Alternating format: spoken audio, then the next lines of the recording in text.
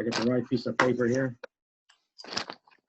First, I want to thank Dennis for letting VASI use his EAA Zoom account. You know, EAA has a lot of money, and this just proves it to us. Gee, I've never heard that before. The Airport of the Year Award through Florida Department of Transportation. Dan, we've applied for this award. We put together a pretty extensive package with photographs. It's based on aesthetics, safety, and airport management. And we put together the package. It's been submitted, and now it goes to Tallahassee. And I'm told politics takes over now. Because of the politics, I sent copies of it to all our county commissioners, of course, the mayor and councilmen, and our state rep, James Buchanan, and our state senator. What the hell's his name? Gryder. John Gryder. And turns out he's chairman of the Republican Party of Florida. He knows everybody in the state, and he's pretty influential. And he wrote us a really nice hard copy letter over to FDOT. I don't know if that helps or not, but it can't hurt. And now it's over there. We'll have to wait and see how it goes. I don't know another airport in Florida that's had as much safety improvements over the past 10 years, 30 million bucks, 2 runways, ramps, LED lighting. You heard it, the whole 9 yards. So we'll have to see how it goes out. Late last week, Mark appeared in front of the city budget. Mark is our airport director. Appeared in front of the city budget. The admin building is on hold because the state is low on money. That was an 80% state, 20% airport money. He has continued with design phase of new T-hangars so that if any money becomes available, the T-hanger money will be shovel ready. The hotel project is proceeding. They are going to concentrate on the medical building that they're building as part of that project and slow down a little on the hotel part of it. But they sent in their first check, and that goes straight into the airport enterprise fund, not the general fund of the city.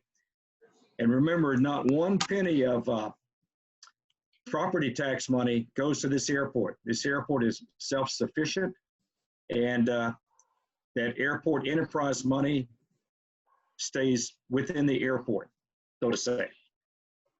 One other quick item, I went to see Suncoast Jet Center, Alex, about the fuel price, and I knew I would hit a brick wall, but I told him that the following airports have cheaper fuel: Punta Gorda, Arcadia, Pagefield and Fort Myers, Naples, and Winter Haven. And it turns out every one of those airports, the fuel is controlled by the city. They own the fuel farm through an airport commission, a legal entity, and they control the fuel. Whereas Suncoast Jet Center, they own their own fuel farm, and it's a profit and loss business. But he said he would think it over, and I said, you know, you're $1.50 more than all these other airports. Can't you help us out a little bit? You might sell more fuel to make up for the difference in price. But we'll see. We'll see what happens. The Thursday lunch bunch has been going out. Only about 5 or 6 airplanes this time of year. A few restaurants are finally open. We went to Winter Haven last week. Worked out pretty well. We've been to Sebring. So that's the latest report on that. VASI will take the rest of the summer off. We normally are off June, July, August.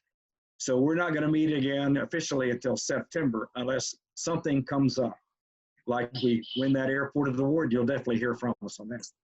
The City Hall is opening up next Monday, and the City Hall is where we have our meetings, the council room. So they're going to be open. So maybe by September things will maybe back to normal. Hey, Dave, mention EAA meetings.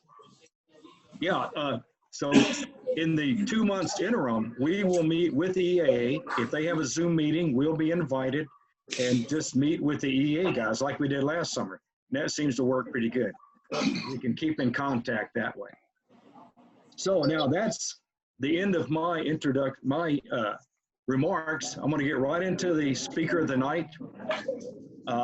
This fella caught my attention a couple of months ago with his YouTube videos and flight chops, and I was just amazed at this concept that I just never thought about. But Mr. Dan Gryder from Atlanta, Georgia, he's a retired Delta 777 captain, 40 plus years as a CFI working the general aviation side of aviation while an airline captain. He owns the Gold Seal DC-3 that you've seen at Sun and Fun and Oshkosh, and he will give you lessons in that DC-3 if you need it to get a DC-3 type rating. He is a frequent visitor on Flight Chops, on Aviation 101. These are YouTube channels, and the Broncolario channel with Mr.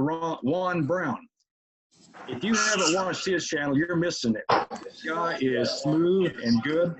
If anything happening in aviation, he's right on top of it. Broncolario channel. Go to YouTube and you'll find it.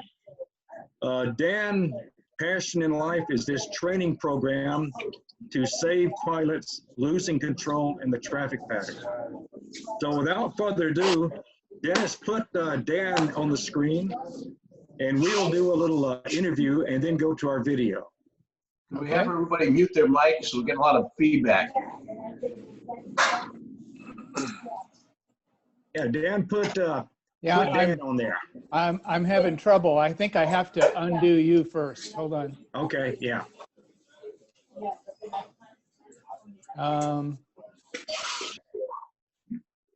There are a lot of background noise. You guys, somebody's wife is talking in the background. Yeah, let's mute our mics. You can mute it if you want. Yeah, mute your microphone. Mute your microphones for a while. Bottom left corner. Busy, I would do it.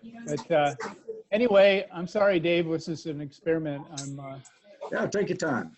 I'm trying to get you unspotlighted. I see Dan, but without video. Dave, that's a pretty amazing background you have there. How did you do that? It's a secret. Down by stop video, there's a little up arrow. If you put there, you click on that up arrow, you can choose your background. Oh, really? Bottom left corner, the little arrow up from your video. Oh, look. Oh, shoot. I can We lost Dan's video for some reason. I can change the host to Dan. Dan, you know how to host these things? Getting a lot of feedback from somebody in the background with a wife talking and kids. Can't really hear very well. Yeah. Sorry about this. There's Dan. Okay. Now try Dan. Make him Okay, here we go. Spotlight. Now I can do it. I don't know what he did, but Okay, there we go, Dan. Beautiful. All right, there you go. and then I'm So gonna Dan, we're gonna do a little two or three questions, and then we'll go from there. Can you hear me okay? I got you loud and clear. I'm just curious about this training program where you took 121 training and you're going to apply it to GA. How did you come up with that concept? Well, I was involved in the airlines, the 121. They called it an AQP process, and I had never thought about it much while I was at the airlines. I never made the connection between GA and airlines, but really all it is that the airlines solve their crashing problem and their fatality problem. They solve that by making up some new maneuvers that aren't on the ATP check ride, purely pertinent to the operation going on. And I got to thinking, why couldn't we do that for general aviation? Because if you think about it, you get your pilot's license and it goes in your pocket, and the maneuvers that you did to get that pilot's license are pretty much unrelated to the ways that you have of killing yourself in real life. So AQP for general aviation just means that we're doing more training on specific accident scenario maneuvers, and we make up maneuvers to train a guy. And you mentioned in one of your videos that you lost some close friends to this stall spin scenario. Well, that's loss of thrust on takeoff. This has been a 15-year project for me, but my first encounter with this was the loss of my friend Brock that I taught to fly. And he lost an engine on takeoff at a 172 at about 400 feet, and Dave VFR, and lost control of it, and stalled, spun, and killed 3 people. And then about a year later, I had another good friend, a very accomplished pilot, same airport, same runway, same conditions, did the same thing in the kit box. So that's what got my attention. Let's take a second. Somebody's got noise in their background. They got somebody talking. There's a lot of noise. Check your background because you're coming over through the audio. It was great. I'm hearing a wife and a kids. You know, it's really distracting from the presentation here. Okay, Yeah, is that better? Okay. Yeah. Can you hear me? That was Greg. I don't know who Greg is, but Okay. anyway, almost everybody's muted. So if you want to speak, you have to unmute yourself. Yeah. Okay, then Dan, you worked up this defined minimum maneuvering speed. Talk to us about that for a minute. Well, I really, I started looking at NTSB data and trying to figure out how we in general aviation, what methods are we using to kill ourselves? And one of them is definitely flying too slow in the traffic pattern, both after takeoff, like turning upwind to crosswind, or coming into land, turning downwind to base or base to final. But a significant number of our fatals every year. In fact, so far since January 1 of 2020, we've had, I believe, 15 fatal general aviation accidents. Day VFR in the traffic pattern below 1,000 feet, where the airplane simply got too slow, stalled, and spun. Yeah. So it got my attention that we're just not paying enough attention to speed. And I'm an AOA guy. I like AOA, and I know the benefits of AOA. But our airplanes don't have AOA, and the thing that the airline used to solve this problem was defining what the minimum speed is to fly at certain phases and then honoring that. And that's the one thing in general aviation that we don't do. We only tell you what the stall speed is. Bottom of the green is the stall speed. Well, how close do you want to get to the bottom of the green? What's the minimum? So in general aviation, the manufacturers won't tell you what that number is, and the FAA won't tell you what that number is. We got to have some kind of an indicator to remind us, and that's all the airlines. Once they went to bugging these speeds and honoring those speeds in the traffic pattern, their loss of control problem went away. 100% went away. Yeah, yeah. You never hear of an airliner doing a stall spin in the traffic pattern. It's no. And that's also because you've got 2 guys up front, and you've got, you know, and they're professionals and they're simulator trained. However, the big thing that the airlines have is that they define what the minimum speed is to fly, and they honor it. That minimum speed to fly is 30% above the stall speed for any configuration. They never break that 30% bubble. And that's the same 30% bubble that I'm asking for GA. Why don't we just implement a 30% bubble? If you encroach into it a few percent, that's okay, but let's not fly around on stall speed with your wings shaking. Let's honor that 30% safety margin, just like the airlines do. Yeah, I was going to ask you about the statistics up until now, but you covered that. With Juan Brown, you talked about the NTSB, their relationship to general aviation. Do you want to tell us a few thoughts on that? Well, don't get me started, because I'll get on my high horse. NTSB is not doing us a service at all. NTSB is caters and pampers to the airlines. The job of the NTSB is timely reports and timely LORs, letters of recommendation.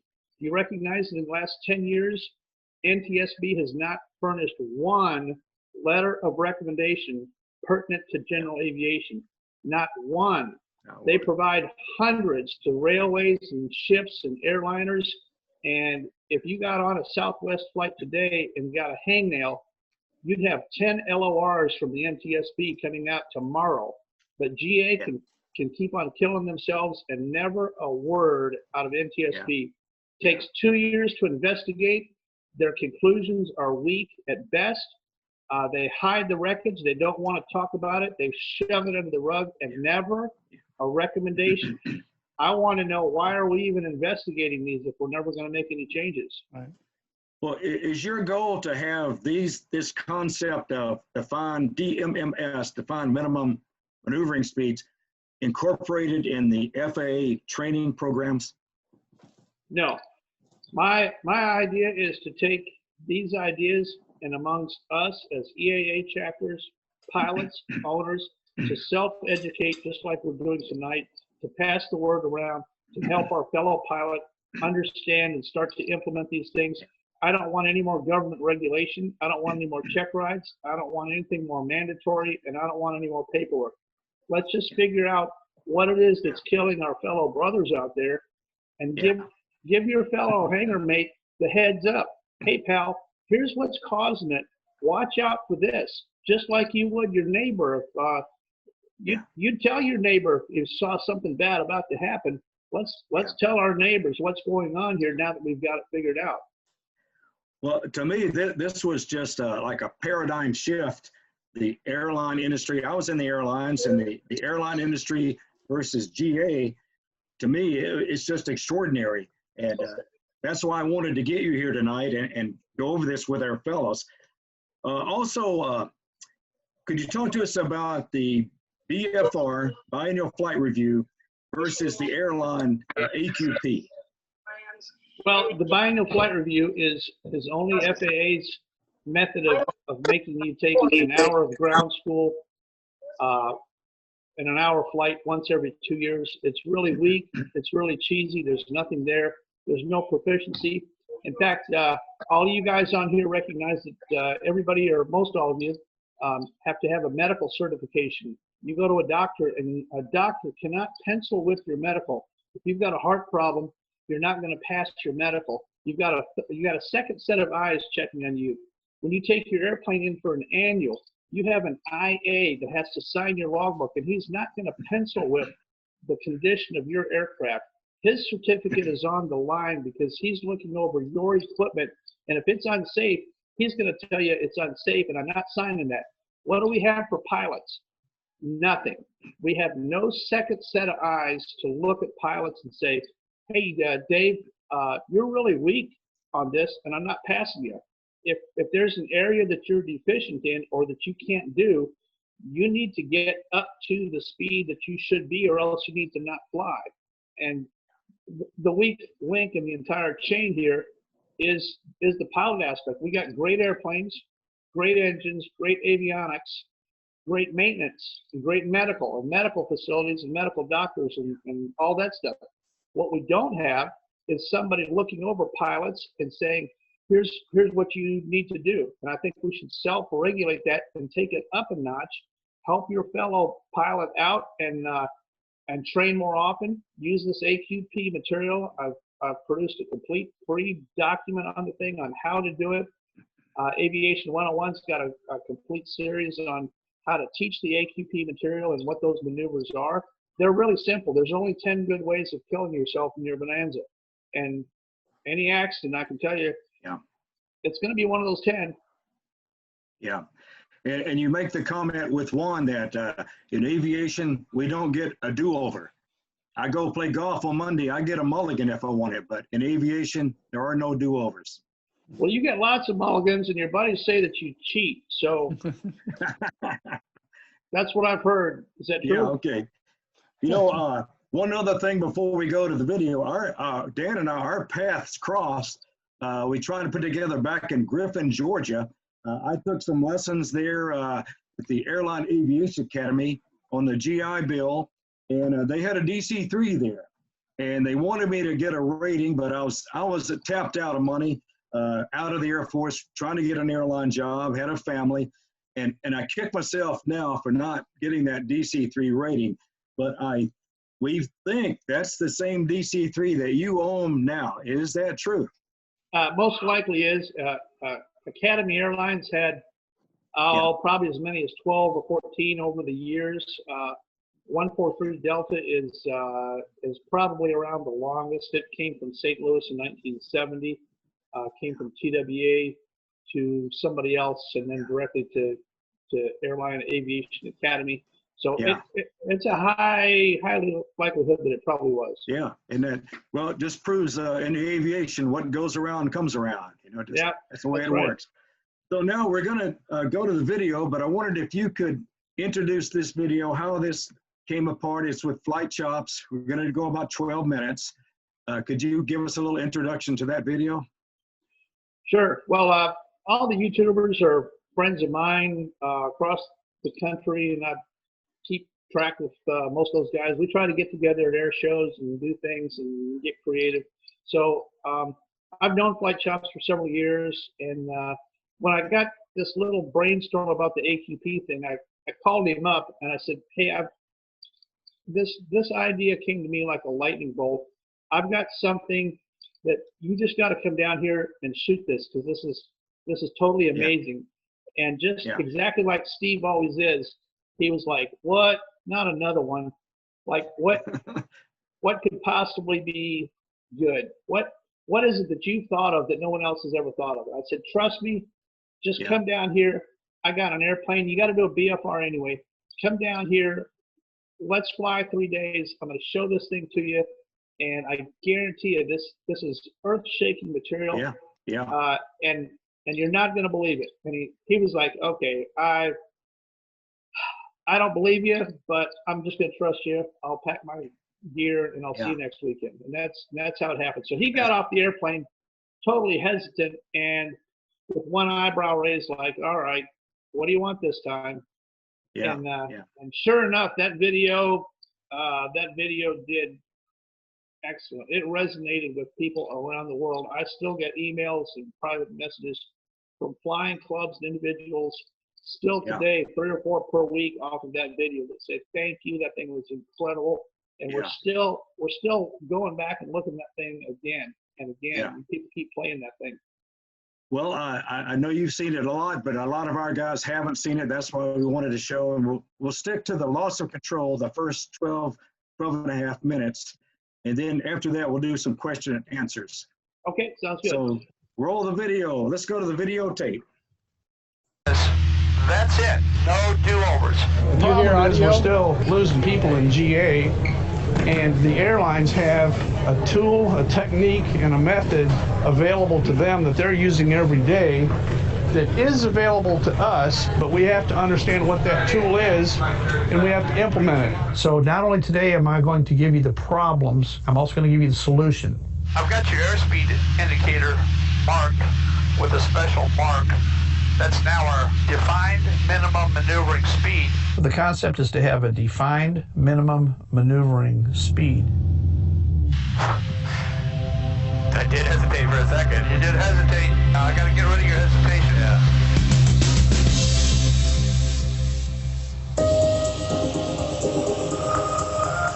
I was due to get my biannual flight review done for my FAA pilot license. And I'm flying halfway across the country to do it. Now, I could have done it somewhere closer. That would have been a lot easier. But Dan Gryder, one of my favorite American CFIs, reached out recently to tell me he'd had a bit of an epiphany. He said he could explain it to me within the context of doing my BFR. He's based in Atlanta, Georgia, one of the busiest airports in the world. And Dan told me we were going to hit the ground running, and he wanted me to have a camera rolling in my hand when I landed. So I knew he was up to something. It's always an adventure with Dan, so let's get into it. There he is. How you doing? How are you? Good. I got a little one rolling, I got a big one in the bag. So. Okay. Dan has a theory that he wants to explore, and it starts by asking airline pilots and GA pilots the same set of 4 questions. So Dan's been talking to a lot of airline pilots and getting the same answers, but pretty much all of them don't want to be identified for obvious reasons, so we're staying wide on this one. For your jet that you're currently flying, whatever it is maneuvering speed a minimum or a maximum? So it's going to be a minimum. Minimum. Yeah. Maneuvering speed, it's a minimum. Maneuvering speed is a minimum speed. A maximum. It's a maximum. Maximum. It is a maximum. Maximum. A maximum. In your jet, you always know the limit on the slowest speed allowed in each configuration. Yes. We have speed tests. So yeah, okay. Yes, lowest selectable is always depicted on the speed tape. Yep, absolutely. No, not what it should be. Not always, no. No. I don't know right down to the knot, but I know within a couple of knots. You'd have to think about it for a little bit. Not usually, no. And if you're flying your swept wing jet at 1500 AGL and you let it get slow and stall and spun, would you be able to recover it in time before hitting the earth? 1,500 feet would be a real challenge to recover anything. No, I wouldn't say that. You know how to jet? No. Yeah, maybe. I'd like to think so. Probably. I'd hope so. I do think so. To an airline pilot, then, which is more important, a strong stall recovery skill set or prevention of low-speed scenarios through speed awareness? The low-speed scenario awareness, definitely. Definitely prevention. Absolutely prevention of a low-speed scenario. Not prevention. Yeah, absolutely. I'd say the recovery skill set, but never getting in it is also just as good. Recovery of spins and stalls. Strong stall recovery, probably. The problem is we're still losing people in GA, and the airlines have a tool, a technique, and a method available to them that they're using every day that is available to us, but we have to understand what that tool is, and we have to implement it. Many years ago, it was a Cessna 172, and my buddy that I taught to fly made a takeoff, had an engine failure at about 300 feet, pulled the nose up, apparently stalled and spun the airplane, killed 3 people. And then just a year later, another buddy of mine, Leo Giles, in a Kit Fox, same runway, same airport, same conditions, did the exact same thing. Having lost his student and friend Brock and his colleague Leo to almost identical accidents, Dan was highly motivated to find a solution to this problem that GA seems to have, which the airlines have solved. It's always one of the 4. Loss of thrust on takeoff, a messed up go-around, inadvertent IMC after takeoff specifically, and maneuvering in the traffic pattern is one of these 4. That's when we're under our highest susceptibility of losing another general aviation airplane. So I had a pretty good idea that this BFR was going to be going above and beyond the usual. There's a lot to cover here, so I've edited out things like run-ups and non-critical phases of flight, but rest assured, all checklists were complete. There you go. Getting rid of flaps. All right. Good. Nice and slow. Yep. You get your 50-foot obstacle cleared, and now we've still got a little bit of a hill out there, so leave it full power and climb at best angle of climb all the way up. You're the pilot flying, your left seat, conduct yourself. It's a Piper Warrior, just like you're used to. So not only today am I going to give you the problems, I'm also going to give you the solution. First on the agenda, and throughout the day really, was losing power. Okay, yeah, so we're just going straight ahead because we've got not enough height for this. We don't have any quick cause check, but we don't have time for even that. So we're just going to take you out a road or a ravine or something in there. Yeah, well, I got a kind of a ravine there, but there's not much here. It's pretty ugly. All right. Here we go. Okay. And I'm going to give you 3 or 4 of those in a row now, and I want you to be even more Johnny on the spot for me, okay? I'm going to tell you that your engine is about to fail, and when I do it, I want to see this deck angle make an immediate change. Okay. Whatever you got to do to get this nose down, ideally the speed should remain the same. Okay, ready? Here you go. Push. Push more. There you go. I want you to get light in the seat. Yeah, okay. I will tell you that the airlines, especially the commuters, have gone to a policy where they specifically say stall recovery. They want you to get light in the seat. They use those words. The FAA has gone from a stance of not losing any altitude during a stall recovery to they don't care how much altitude you lose in the stall recovery. Lose whatever altitude you need to not lose control of the airplane. You have a 286 computer, did you know that? So your brain is a 286 computer. Right. Yeah, you really gotta get in order to keep that speed from bleeding off, you gotta punch it down, eh? Right, you gotta do this enough times that you see it, feel it, and you're ready for it. Yeah, because then you gotta work the problem, but you can't not. This has gotta happen first. This has gotta happen first. You gotta be Johnny on the spot. Be ready for it. Keep it there. Keep it there. Yeah. I mean, you just gotta react, man. It can't be any thinking. It's gotta just be a reflex, right? That's it. Dan actually considers this part of his pre-takeoff checklist, and you'll see on Flight 2 that he'll add it to the list he gives me. Step 1, before you ever push that throttle forward, is talk to yourself and be expecting it. On takeoff, I'm expecting an engine failure. When it happens, I'm going to say, there it is, push, or whatever technique that you want. Be ready for it, just like I for it. After 10 of those, you knew what was coming next, and it was no big deal because as soon as you heard the pitch change, you dumped the nose. When you hear the pitch change, dump the nose. The shock or hesitation factor was definitely something that probably played a role in both Brock and Leo's crashes. Dan's trying to mitigate that. Unload the wing. Hear the noise. Hear the lack of noise. Dump the nose and unload the wing, and you're going to be great. And pull the nose up. That's where a stall is going to occur. Go ahead and pull the nose up, and let's climb at 60. I'm going to give you an engine failure, and I want you to maintain the same deck angle, even though the power's gone, okay? So let it stall. Let it stall. Yep. Let the ambient spin happen, pick up the wing and recover? Yeah. You want me on power for recovery? No, we do power. No power recovery. Okay. Okay? So my hand is staying here, which is weird for me, but I will not touch the throttle. Okay. Yep. So keep the it. pitch. Yep. Yeah, so see the speed going away? Look how fast. There's our horn. Yeah. There's our 6 seconds, and there's your buffet. See, there we shipped the airplane. Okay. Within 6 seconds, we stalled because we didn't lower the nose. The natural human instinct during time of crisis is to pull this thing back. Yeah. And we can't afford to do it. When you do it, did you notice how fast the speed went away? You got the horn, the wing started shaking. Just that fast. Right, here you go. So keep it there? Keep it there. So when I get the buffet, I'll recover? Recover. Yeah. Yeah, that was fast. I don't even know if that was 6 seconds. We'll look at the video to see. So keep it there? Keep it there. So when I get the buffet, I'll recover? Recover.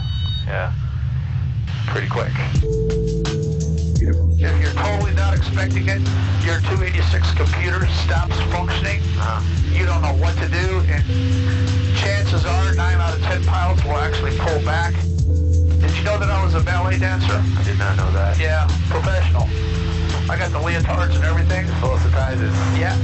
In ballet dancing, they let you rehearse and do over. Once you want to make a really bad mistake, they let you go back out there and try it again. Airplanes, we don't get any do-overs. You stall and spin this, that's it. No do-overs. I've got your airspeed indicator marked with a special mark. That's now our defined minimum maneuvering speed. The concept is to have a defined minimum maneuvering speed. So in this case, it's the DC-3. The clean stall speed of this airplane is 68. The dirty stall speed is 64. So I did the math. 68 knots times 1.404 is my calculation. It comes out to 89.9 knots. So I'm going to call it 90 knots. That's the slowest I'm going to let this airplane fly.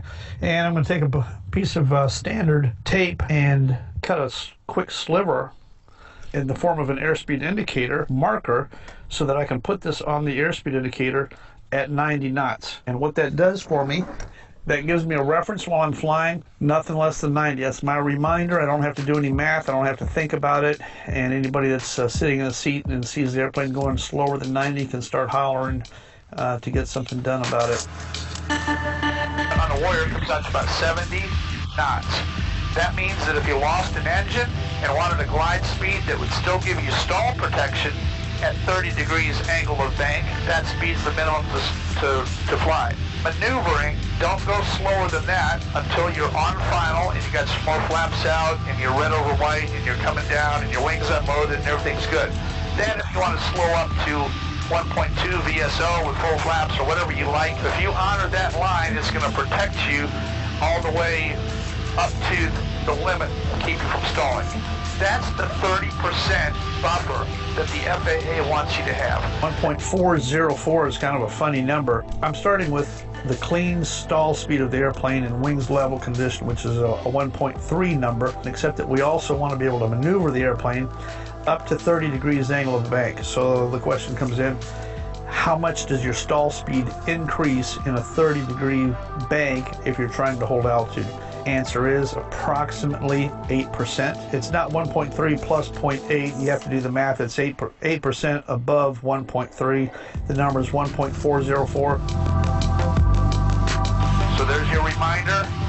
If you'll give me that line as a minimum, then you've got 30%. You can bank, you can do whatever you want, just don't go below that line.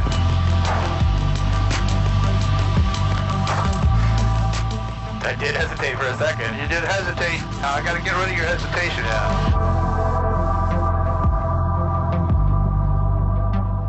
There you go. Excellent. I felt light in my seat right there. 30 more of those, yeah, we will have you ready to go. We're also going to do inadvertent IMC, a demonstration on task management. Okay.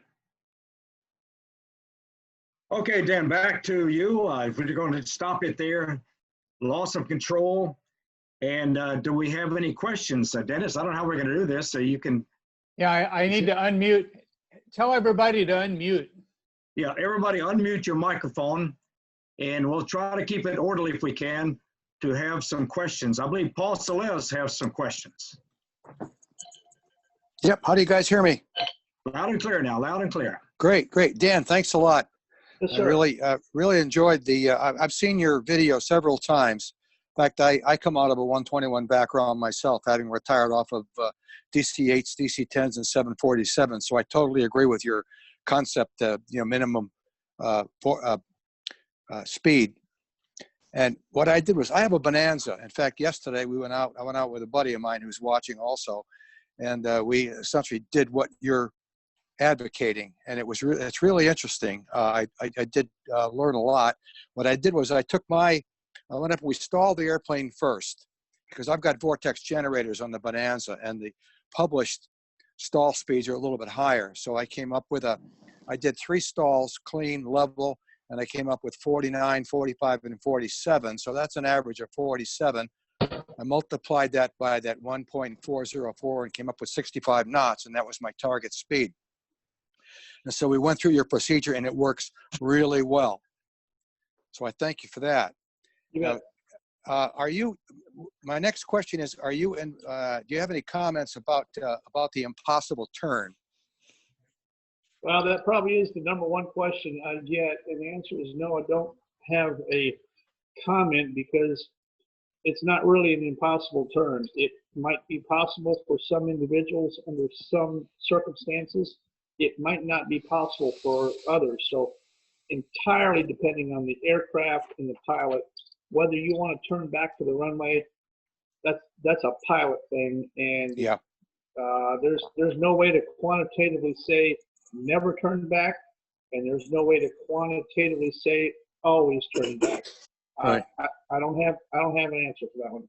Yeah, well, I agree with you, but what I did was we proceeded to do several of the impossible turns using your speed. And what I did was we gave it a couple seconds after we reduced the power. I pulled the prop control back as I was banking the airplane and unloading. And I was really surprised. I thought the Bonanza would lose a lot more altitude, but once again, it's a judgment thing. I wouldn't want to be, I'd want to be up maybe at this point in time about 1,000 feet before I decided to turn back. But anyway, point being, I really appreciate what you're doing. And you brought back some good memories. I flew a DC-3 in my early career. Oh, and, good. Seeing your cockpit, those are the good old days for me. So thanks again for everything you've done, and maybe hopefully we'll get a chance to meet one of these days. I'm sure we will. Take care. Yes, sir. Any other questions? Yeah, Dan, good afternoon. Hey, thanks so much for what you're doing. I really appreciate it. Do you see these maneuvers that you're doing trickling down to the instructors and the DPEs in the flight schools? Well, the DPEs aren't going to do it unless it's law. So this is not a certification thing, and this is not an examiner thing. This is a help buddy save your own life and give you the information that you need. Y'all like to fly anyway. Why don't you read the material and do just like the guy that was just talking a second ago that's got the Bonanza. He went out and did a little bit of 30 or 40 minutes. He burned a little bit of gas. So what? He learned something new about his airplane.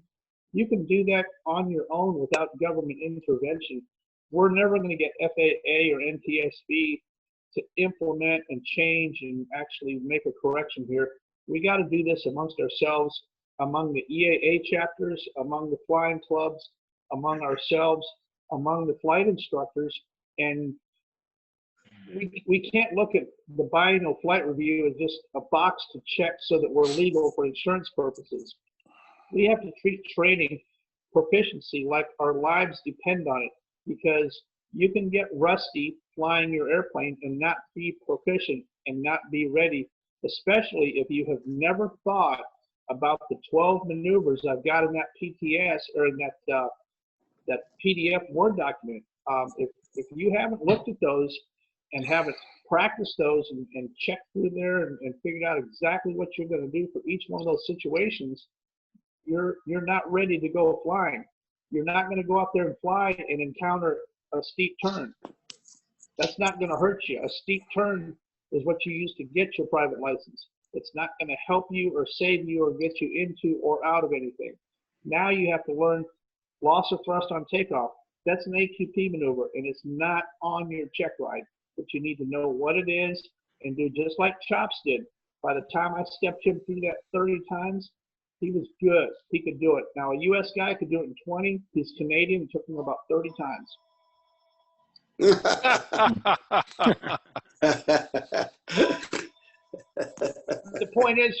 point is repetition. So for each one of these maneuvers, you can get proficient.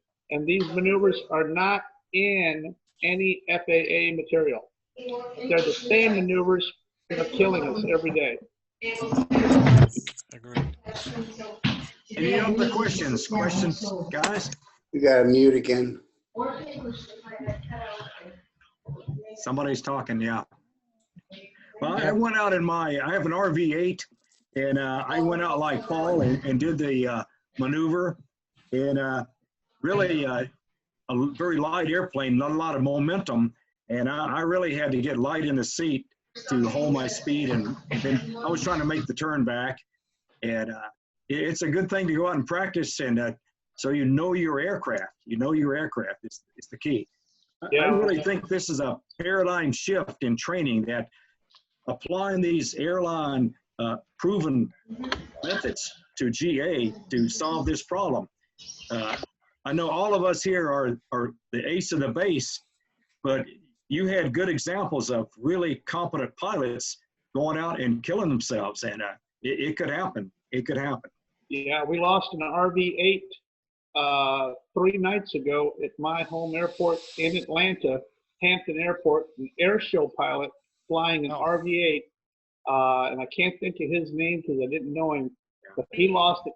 He lost an engine, lost control.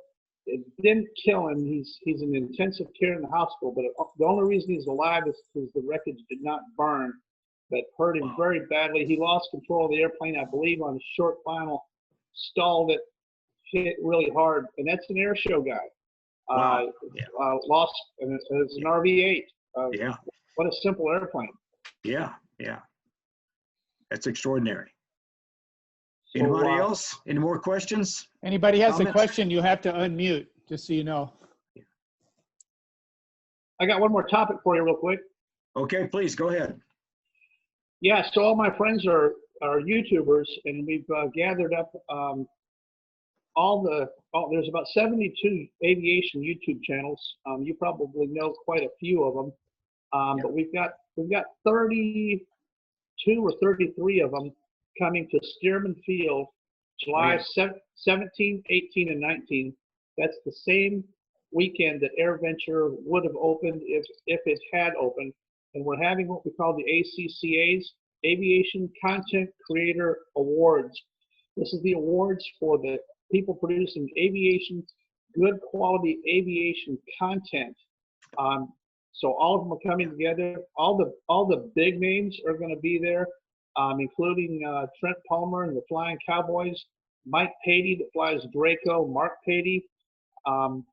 There's just dozens of channels that are showing up for this 3-day event. We're going to fly and shoot content. The whole thing is sponsored by Clemens Aviation out in Wichita. This is 1 Kilo 1 is the airport. So if you have a YouTube celebrity that you want to see or meet in person, they're probably going to be there for this particular weekend. It's July 17, 18, and 19. It's just outside of Wichita, Kansas. Fabulous airport, 5,000-foot paved runway with 100 low lead fuel. It's got a restaurant, and a bar, and an amphitheater. We're doing our awards on Saturday night. It's giving recognition to the aviation YouTube channels that have excelled in the previous year in excellent aviation content, just like Chop says. There's a lot of channels that have made a lot of good content. This social media thing is really taken off, and it's really valuable for guys to go look on, they can just put your name in there and all these channels will come up where you've visited different channels. And there's a lot of good information out there on the social media, YouTube type thing. Yeah, social media is the wave of the future, just like we're doing now. It's electronic, it's video, it's audio. You can demonstrate, and I'm not a YouTube guy myself, but these guys, they call themselves filmmakers. They're social media. The industry calls them influencers because they take the ideas, just like the Flight Chops video that you want. Steve, even though he's Canadian, he's genius at designing the story, editing, shooting this content, doing the voiceovers, putting that content together. And there's a lot of guys out there doing the same stuff, and the content, the quality of the content is screaming upward. It's no longer amateur and cheesy. There's some really good content starting to come out now. Oh, I just see a guy signed in there, Juan from Brocolero channel. Brocolero. Good evening. Good evening. Hey, good evening. Do I got audio on this? Can you hear me now? We got you. We got you. Awesome. This is using the cell phone. It's working. Good job, Dan. Looks like the chief pilot finally got a microphone that works. I know. Well, I went out and bought one today because my 2 previous ones busted. So I thought, you know what, it is time to. And Juan and I are going to do another Blanco Lirio live one to talk about the awards. Juan is up for several awards. His channel has screamed to the top in the last year, just because of what you guys were talking about at the beginning of the show. His ability to tell a story smoothly from his perspective, and he's got the basis to be able to do it. He must have heard I was bragging about him. Just for example, that Airbus that crashed over in Pakistan, he was on the YouTube right away with very factual, good take on the whole thing. I flew Airbus, and I learned a lot about the Airbus watching his channel. Yeah. No, there's nobody else doing that. There's nobody else doing that kind of content, and it's exciting to see. I have personally been to the Blanco Lirio World Headquarters. Yeah, that's right. You played your guitar. You were playing your guitar there on the deck. Yeah, we ended up doing more hanging out on the deck and playing bluegrass than anything else. But we had skip all that. Juan, where do you buy tickets for this awards weekend at Stearman? There's no tickets. The whole thing is free. If you want to fly in, the whole thing is free. We got a live band Saturday night. The whole venue is crazy good. You can stand right there next to all these YouTubers. If you want to shake hands with Mike Patey, he'll be there. Mark Patey. I'm Kansas City based, so it's an easy trip. I've had a lot of breakfast at Stearman. Have you? Okay, good. There you go. Great facility. Yeah. Hey, I got to put my plug in there. The whole thing is being paid for by It's Clemens' field. Dwayne Clemens owns the field. His brother Jerry has an aviation insurance company. He said never to ever publish his cell phone, but there's his cell phone number.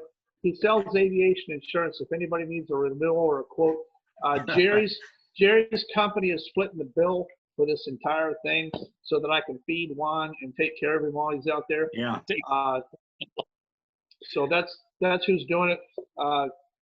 Don't ever publish this number here.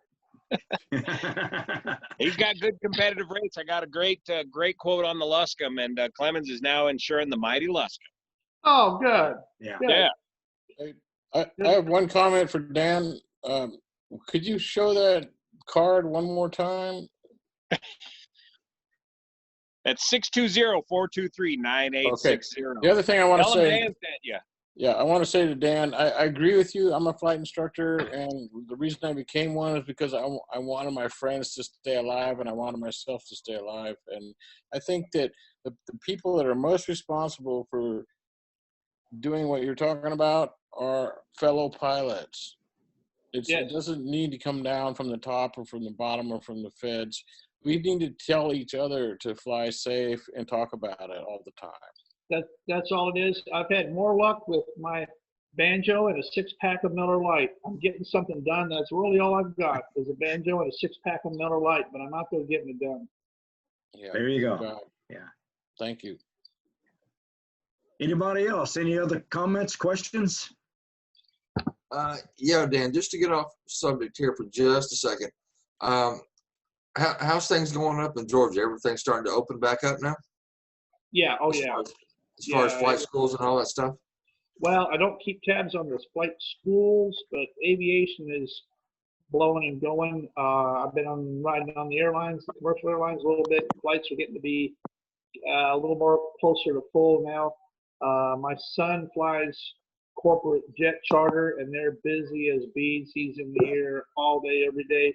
The jet charter business seems to be pretty strong right now. So restaurants and everything else is kind of almost back to normal up there. There's very little leftover remnant stuff. Yeah.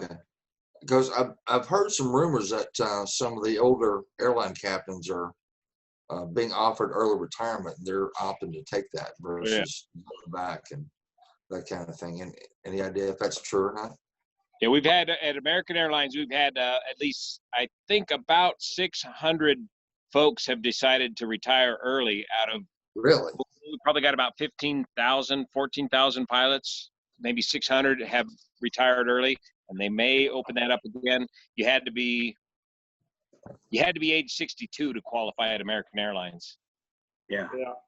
It's a similar circumstance in United, where they offered a package for those within 1 year, a different package for those within 2 years, and all the retirements are now, United has a little over 500 going out this year alone. So they offered quite a package to make the retirement whole. And between now and retirement age, they were offering 50 hours of pay for every month up to the retirement, and just turn your cell phone off and have a happy life. Yeah. Can you imagine what's going to happen if the pendulum swings the other way and we go back to 110% and all these guys are gone? We were crazy short on pilots before this happened. If this pendulum swings and we go back to 110%, it's going to be crazy pilot shortage. Yeah. That's a big if at this point. It's pretty slow on the uptake. The latest TSA numbers, maybe 300,000 travelers in the U.S. Compared to 2.5 million. Yeah, it's still slow. Well, it'll happen someday. It'll happen someday. Yeah, and then it will be a big shortage. It's just a delay in the game. The weak link seems to be the training cycles for the airlines. You lose one captain, you end up training 3 more pilots. Yeah. And that's just not acceptable right now when the staffing is so bad. So it's going to be a shortage. It's just that they're trying to put that into the future. Yeah. So hey Juan, how do you like my microphone? With Broncolario, what do you got coming up on your channel?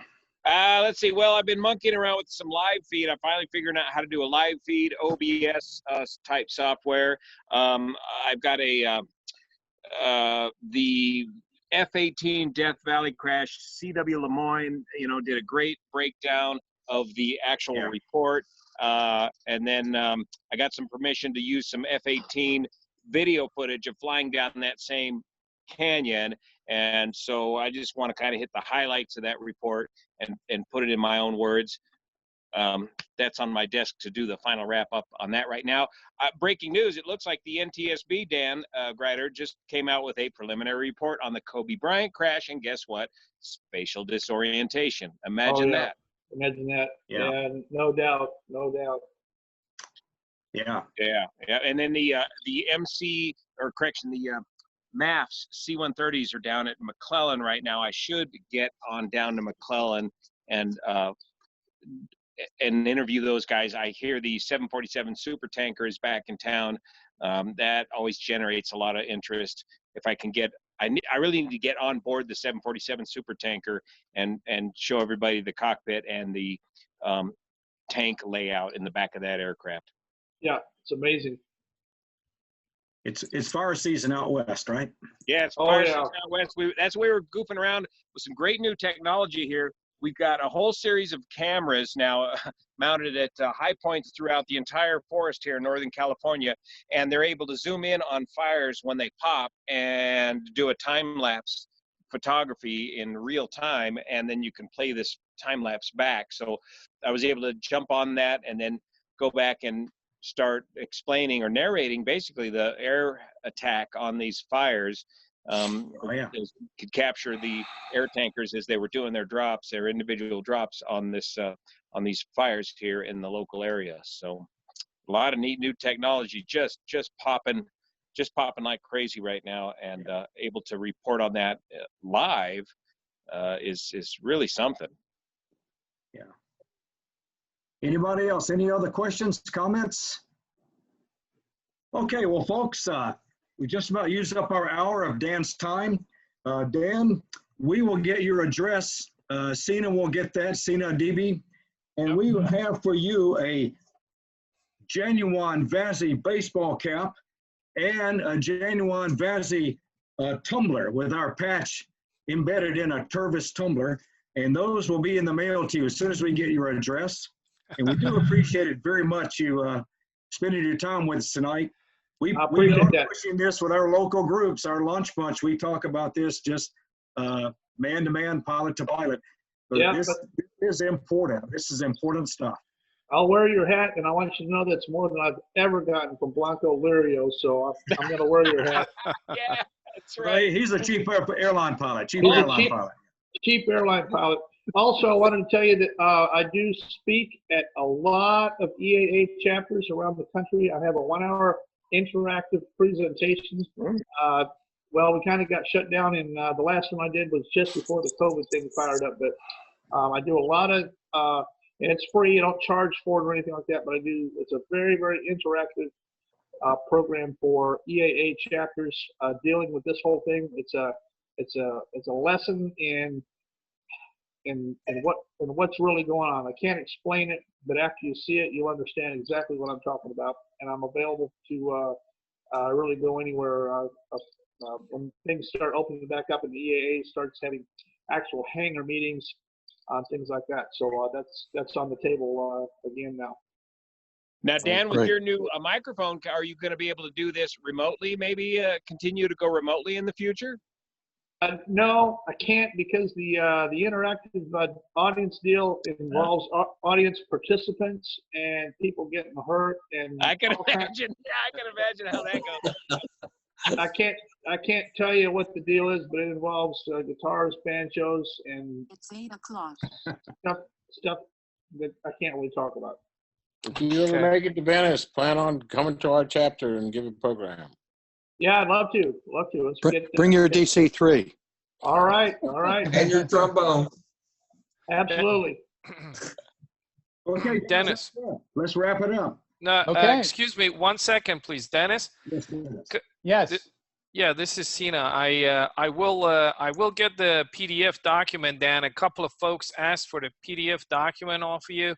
I will reach out to you offline and get the PDF, and I'll distribute it to folks. And also, Mark Lamb, our FAA safety person on the board, wanted to talk about a webinar. Mark, go ahead. Okay, gentlemen, this Friday at 6:30, we have a webinar on the SRQ tower being shut down in the evening, so it becomes an uncontrolled tower. We've run this up in Tampa. It's a pretty interesting webinar. It's actually our first or second time trying it, so there's 3 of us trying it. And you guys can go on FAAsafety.gov to sign up for it. It's nationwide, but it's kind of interesting. So that's what we got coming up for Wings Credit. Good. And we also put a PDF file in chat if you know how to download it, which is the description of the webinar with the link to go register. Okay, thank you. Yeah, that PDF is available both on Flight Shop's website and also Aviation 101 just did a fabulous 7-video series on AQP, and they've got the entire document in their own words and modified their own way. It's basically the same information, just kind of reworded and reformatted. but Aviation 101 has that same PDF. It's about 40 pages long. Okay. Okay. Thank you very much. One other thing, Dan, I saw you playing your guitar on his one's deck. It looked like you were doing some Travis picking. Is that Travis picking on the guitar? No, I'm a banjo player, so I use these, which is finger picks. I'm a banjo player, so I play the guitar mostly with these finger picks, like you would pick a banjo. But I'm a very, very fast banjo player, and I play the same style on guitar, and it makes a really cool effect. Good, good. Okay, I was watching some of that, you guys. Yeah. All right. Yeah, Juan's a stand-up bass player. He can lay it down on that stand-up bass. We're bringing him the stand-up bass out to Stearman, so we're going to take the stage whether he wants to or not. We're going to play some bluegrass. Just give me some chord charts. That's all I need. Yeah. Give me a clue. Okay, guys. Anybody else? I think we're done. Thanks, everybody. Wonderful. Great Thank you very show. much. Thanks a lot, guys. Thanks, Dan. Great. Thank you very much. Good night. Good night, everybody. Bye-bye. Thanks, Dennis. Thank you, Dennis. Good night. Good night, Gracie. Good night. I'm gone. Leave meeting.